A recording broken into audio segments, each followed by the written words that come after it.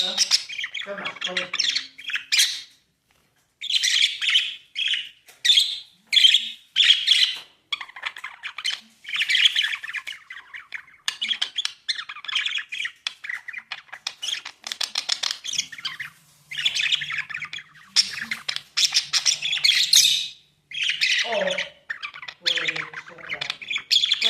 Čo je? Akože kedy poskladám?